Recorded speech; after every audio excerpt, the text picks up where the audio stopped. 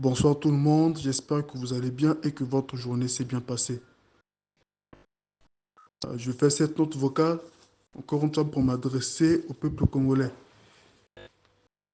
En ce qui concerne la situation à l'est du Congo, une partie du territoire qui est ravagée par le terrorisme depuis plus de 30 ans. Le bilan s'élève à environ 18 millions de morts malheureusement et un peu plus d'un million de femmes violées. C'est un triste bilan et pourtant le gouvernement congolais semble ne pas faire suffisamment d'efforts pour mettre un terme définitif au terrorisme à l'est du Congo. Quand on constate que la frontière avec le Rwanda est toujours ouverte, il y a de quoi s'indigner très profondément. Parce que les Rwandais font des incursions avec facilité sur le sol congolais et vont commettre des massacres, ils se permettent d'occuper des terres. Et de l'autre côté, il y a un gouvernement congolais qui ne prend pas la situation au sérieux, ou du moins qui ne mesure pas la gravité de la situation, parce qu'on parle quand même de l'intégrité du Congo. À tout moment, on peut se retrouver avec un territoire balkanisé, parce que les Rwandais vont revendiquer une partie du territoire, et que les puissances étrangères qui soutiennent le Rwanda vont vouloir que le Congo cède cette partie-là définitivement au Rwanda. On en est là aujourd'hui. Il y a ce risque qui pèse sur nous, avec les accords que les puissances étrangères veulent que Tshisekedi signe avec Kagame, les accords entre le Congo et le Rwanda, parrainés par l'Angola. C'est une supercherie qui va tout simplement permettre au Rwanda de maintenir sa présence, du moins la présence des terroristes rwandais, ougandais et autres sur le sol congolais. Donc il faut que le peuple fasse attention à toutes ces réalités. Mais nous savons que la situation n'a pas commencé à dégénérer aujourd'hui, hein. Quand je parle de 18 millions de morts, c'est surtout pendant le règne de Kabila fils que les ravages se sont perpétrés. C'est pendant le règne de Kabila fils que les Rwandais se sont massivement infiltrés dans les institutions du Congo, à tel point que l'armée congolaise est infiltrée à hauteur de 60% environ par des Rwandais ou par des Congolais travaillant pour le compte de Kagame. Donc c'est la situation que Tshisekedi est venu trouver qui doit être très compliquée à gérer parce qu'il faut purger un peu les forces militaires et faire en sorte que tous les traîtres qui travaillent pour Kagame et tous les Rwandais soient bannis de l'armée congolaise. Ce n'est pas facile du tout. Mais je fais cette vidéo, enfin, je fais cette intervention surtout pour attirer l'attention du peuple congolais encore une fois sur les réalités du Congo. J'appelle notamment les Congolais qui vivent à Kinshasa, donc les Kinois, à prendre leurs responsabilités. C'est-à-dire que les Kinois doivent impérativement commencer à s'organiser, à faire des manifestations pacifiques partout à Kinshasa pour exiger qu'un certain nombre de mesures soient prises dans le but d'éradiquer une bonne fois pour toutes le terrorisme à l'est du Congo. On ne peut pas concevoir que nous sommes en guerre contre les terroristes rwandais, ougandais et kenyans et autres, mais que la frontière avec le Rwanda soit toujours ouverte, qu'il n'y ait pas de contrôle renforcé au niveau de cette frontière. C'est inconcevable, puisque les terroristes passent avec facilité pour venir commettre des massacres sur le sol congolais. Il est donc inadmissible que jusqu'à présent, la frontière avec le Rwanda soit toujours ouverte. Tshisekedi a fait un discours il y a peu de temps, je pense même en avoir parlé. Dans ce discours, il a annoncé évidemment qu'il devait bâtir un mur au niveau de la frontière avec le Rwanda. Et j'avais même dit que les Chinois pouvaient très bien nous aider à construire ce rempart, justement, pour essayer d'avoir un meilleur contrôle de la frontière et donc d'empêcher les Rwandais de commettre des incursions ravageuses sur le sol congolais. Mais jusqu'à présent, nous n'avons rien vu de concret. Donc on a l'impression que c'était une annonce, je ne sais pas pour quelle raison, mais encore une fois, c'est au peuple congolais de faire pression. Que si les Quinois se mettent à exiger dans les rues que le gouvernement puisse construire ce mur, moi je pense qu'il en sera ainsi. Nous aurons bel et bien un rempart au niveau de la frontière avec le Rwanda. Donc encore une fois, c'est au peuple congolais de prendre ses responsabilités. Il en est de même sur la façon dont la lutte est menée à l'Est. Nous avons nos braves Wazalendo qui risquent leur vie, qui sont prêts à se sacrifier pour le Congo, pour l'intégrité du territoire, mais qui ont très peu de moyens. Donc ils ont très peu d'équipements, ils ont peu de moyens logistiques, ils n'ont pas de moyens financiers. Encore une fois, ils ont besoin justement que le gouvernement puisse mettre à leur disposition les armes qui vont leur permettre de lutter contre les Rwandais. Et c'est au peuple congolais, quelque part, de faire pression sur le gouvernement pour que, par exemple, Tshisekedi puisse signer des accords avec la Russie de manière à permettre un ravitaillement en équipement de haute qualité. Parce que nous connaissons l'efficacité de la Russie en matière de lutte contre le terrorisme. La Russie a déjà fait ses preuves partout en Afrique, enfin, je veux dire dans le Sahel, Burkina Faso, Mali, Niger. Et c'est grâce à l'aide militaire russe que ces pays que je viens de citer ont pu quelque part reprendre le contrôle de leur territoire, bien qu'il y ait encore quelques poches de terrorisme qui persistent, mais c'est surtout parce que les pays voisins sont en connivence avec les Occidentaux pour continuer à déstabiliser les pays du Sahel. Mais en réalité, si vous vous rendez au Mali, bah, vous allez vous rendre compte que les forces de l'ordre contrôlent la situation. Et dès qu'ils perçoivent une menace terroriste, ils passent à l'action pour neutraliser et rétablir l'ordre. Il faut qu'il en soit ainsi au Congo aussi. Mais malheureusement, nous avons un gouvernement qui se montre encore lâche et surtout nous avons un peuple qui ne prend pas ses responsabilités. Et c'est ce qui est vraiment dommage. J'ai déjà fait beaucoup de vidéos où je critique sévèrement le gouvernement, le régime de Tshisekedi, mais j'ai aussi fait quelque part des vidéos où j'ai notamment salué le fait que les accords économiques avec la Chine ont été signés. Maintenant, j'espère qu'ils seront mis en pratique convenablement.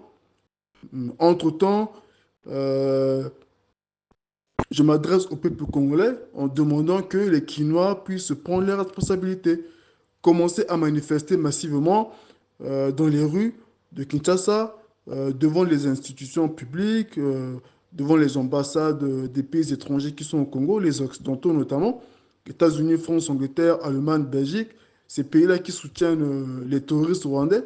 Il faut qu'il y ait des manifestations devant leurs ambassades à Kinshasa pour demander que ce soutien-là puisse cesser. Et il faut qu'il y ait des manifestations pour demander que la frontière avec le Rwanda soit fermée, tout comme il faut qu'il y ait d'autres manifestations pour exiger le départ de la MONUSCO. Parce que je vous rappelle que la MONUSCO profite de sa présence sur le sol congolais pour piller les ressources et même pour apporter un certain soutien aux terroristes.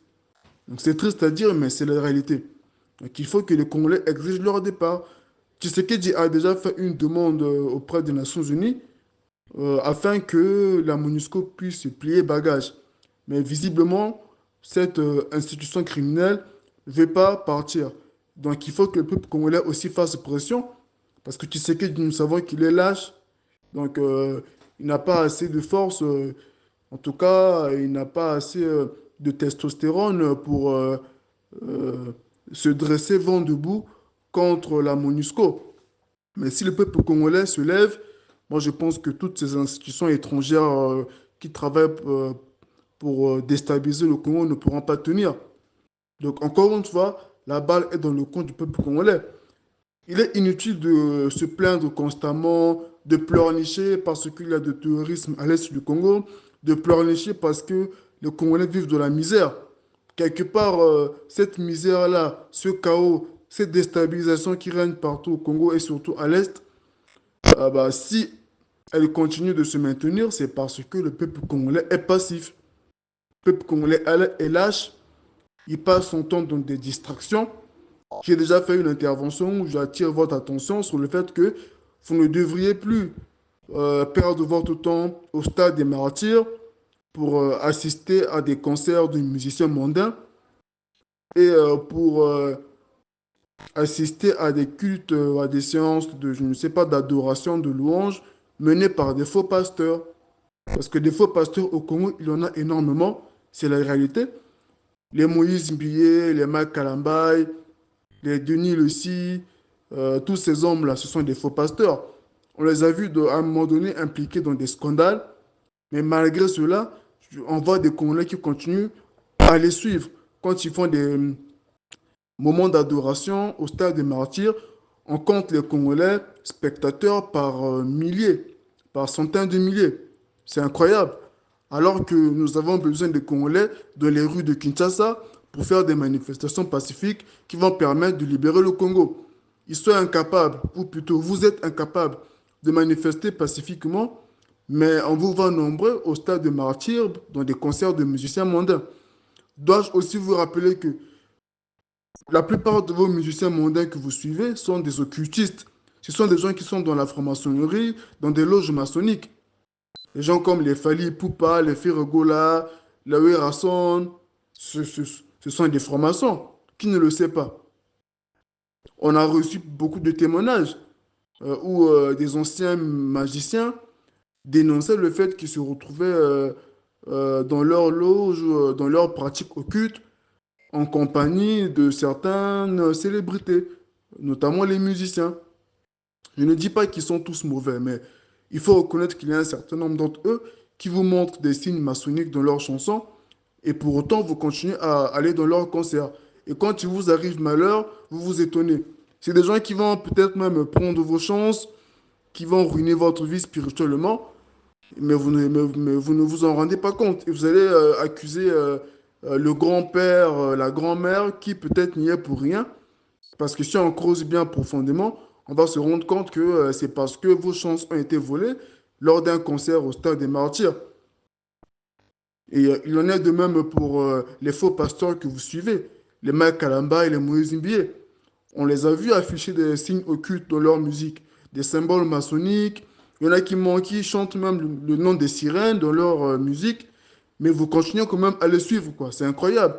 On a vu des faux pasteurs être au cœur de scandales sexuels, de sorte que des vidéos d'eux où ils étaient nus, en train de commettre des actes ou en train de se masturber, en tout cas de mener une vie sexuelle débridée. Des vidéos se sont retrouvées sur les réseaux sociaux. Les gens les ont consultés, ont été scandalisés. Mais comment se fait-il que ces mêmes personnes continuent à suivre ces faux pasteurs? Franchement, quelque chose ne va pas avec le peuple congolais. Il faut le reconnaître. C'est une honte de continuer à suivre des gens qui sont faux, des faux pasteurs, vraiment des gens qui sont des pratiques bizarres, alors qu'on a besoin de vous pour libérer le Congo. C'est soit vous voulez que le Congo se libère, c'est-à-dire que la guerre à l'Est cesse et que l'économie du Congo commence à émerger pour que la situation du Congo s'améliore et les gens vivent dans de meilleures conditions. Soit vous préférez rester dans la misère, dans le chaos, dans l'insécurité. Dans ce cas, ce n'est pas la peine de venir se plaindre.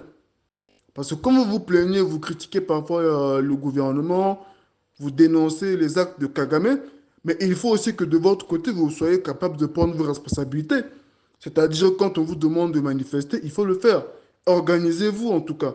Organisez-vous, société civile, organisez-vous de manière à faire des manifestations pacifiques partout à Kinshasa en demandant ce que je viens de proposer. Par exemple, la fermeture de la frontière avec le Rwanda, le départ de la MONUSCO, la signature des accords militaires avec la Russie. Ce sont les points importants qu'il faut exiger au gouvernement. Maintenant, si Tshisekedi ne veut pas faire la volonté du peuple, dans ce cas, il faudra renverser son régime. Il faudra faire des manifestations, par exemple, pour demander la démission du gouvernement, pour exiger le départ de Tshisekedi, par exemple. Mais ça, c'est dans un second temps. Si les manifestations, les revendications ne sont pas fructueuses, si le gouvernement ne veut pas obtempérer, dans ce cas, il faudra faire pression sur le gouvernement et se montrer hostile. Mais dans un premier temps, commencez par euh, vous rendre dynamique. Ne restez pas dans la passivité, dans les divertissements, dans des discussions inutiles. Bino makambo na bino kaka makambo moko ya malonga te. Donc, moment qu'il y a bozoba, puis bozo qui est kaba concert, kaka feti na feti, kaka komela masanga, bozo bina, bozo se comporter local babizengi moko boye, alors que bazo bote la bino mboka. Est-ce que boza bato ya réflexion nazo comprendre te? Vraiment, Congolais de bino bo vandaka na Kinshasa. Nous senga bino message oyo, vraiment, ouvrons les yeux, peuple congolais, soyons sérieux. Il est temps de prendre les responsabilités qui vont libérer le Congo. Voilà, peut-être que j'ai été un peu dur dans ce message, mais il faut garder à l'esprit que nous parlons d'une situation qui a déjà fait 18 millions de morts. Donc ce n'est pas de la rigolade. Donc quand on se met à hausser le ton, ou quand on est dur dans les propos qu'on tient, ou parfois même quand on se met à insulter, c'est pas par plaisir, c'est parce qu'on mesure la gravité de la situation. Donc voilà le message que j'avais à vous apporter ce soir. J'espère qu'il sera écouté par un maximum de compatriotes congolais. Bonne soirée et à bientôt.